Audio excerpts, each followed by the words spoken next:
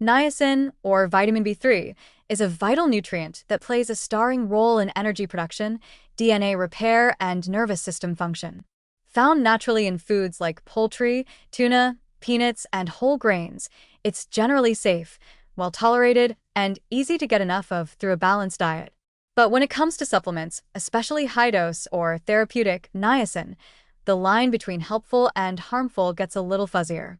While it's tempting to think that more must be better, especially for people trying to lower cholesterol or support brain health, exceeding the recommended limits of niacin can trigger some very real side effects. Knowing where those limits are is key to using this nutrient wisely and safely. Food-based niacin is almost always safe. The body absorbs what it needs and eliminates the rest without much fuss. You can eat niacin-rich foods every day without risking toxicity, even if your intake goes above the recommended daily allowance, RDA. In fact, the RDA for adults, 16 milligrams per day for men and 14 milligrams per day for women, is more of a baseline to prevent deficiency than a hard upper limit. Most people eating varied diets get slightly more than that, and that's perfectly fine.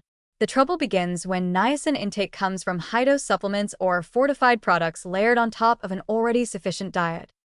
The tolerable upper intake level, UL, for niacin has been set at 35 milligrams per day for adults, not because niacin becomes toxic at that level, but because of a well-known side effect called niacin flush. This is a harmless but very noticeable reaction that happens when blood vessels dilate suddenly, causing redness, warmth, itching, and sometimes dizziness or a feeling of burning in the skin, usually on the face, chest, and arms. For some people, it's mildly amusing or merely annoying.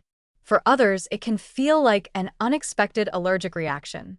The flush can start within 15 to 30 minutes of taking a large dose, especially in the form of nicotinic acid, one of the two main supplemental forms of niacin. While niacin flush isn't dangerous, it can be unpleasant enough to cause people to stop taking the vitamin altogether. Some extended release or no flush niacin products attempt to sidestep this reaction, but ironically, those same time-released forms may be more taxing on the liver if taken in high doses over time. This is where niacin goes from simply irritating to potentially harmful. Sustained-release niacin, particularly in doses exceeding 500 milligrams per day, has been linked to liver enzyme elevation, jaundice, and, in rare cases, serious liver injury. Unlike niacin flush, which you feel right away, liver stress can build silently and may not become apparent until damage is well underway. Other symptoms of excessive niacin intake may include nausea, blurred vision, headaches, rapid heartbeat, or elevated blood sugar, especially in people with insulin resistance or type 2 diabetes. These risks become more pronounced at doses typically used for cholesterol treatment, often ranging from 1,000 to 2,000 milligrams per day, far above the upper intake level. While some healthcare providers still use prescription niacin in specific cases, it's no longer a go-to treatment, in part because of these side effects and the availability of other lipid-lowering drugs with fewer risks. It's also important to consider that niacin is often hiding in unexpected places. Energy drinks, fortified snack bars, and multivitamins can all contribute to your total intake. For most people, this isn't a problem, but for those who are already supplementing or eating large amounts of enriched foods, the cumulative effect could creep closer to that upper safe limit without realizing it. In children, the margin for excess is even narrower. Pediatric formulations must be carefully dosed, as their smaller bodies are more sensitive to overload.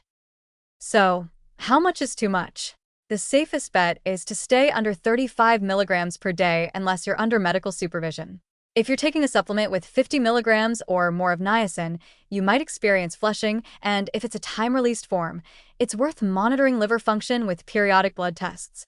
For cholesterol management, high-dose niacin should only be used under a doctor's guidance, ideally with lab monitoring to catch any adverse effects early. In general, though, niacin from food remains the gold standard. It delivers the benefits of B3, supporting metabolism, brain health, and detoxification, without the drama. If you're eating a diet rich in whole foods, including proteins, legumes, nuts, and fortified grains, you're likely getting all the niacin you need. And if you're considering a supplement, start low, go slow, and pay attention to how your body reacts. Like many nutrients, niacin is most powerful when it's respected. It's a biochemical multitasker that keeps the body humming, but it's not a substance to megadose on a whim. In the right amount, niacin is a health ally. In excess, it's a reminder that even good things can go too far.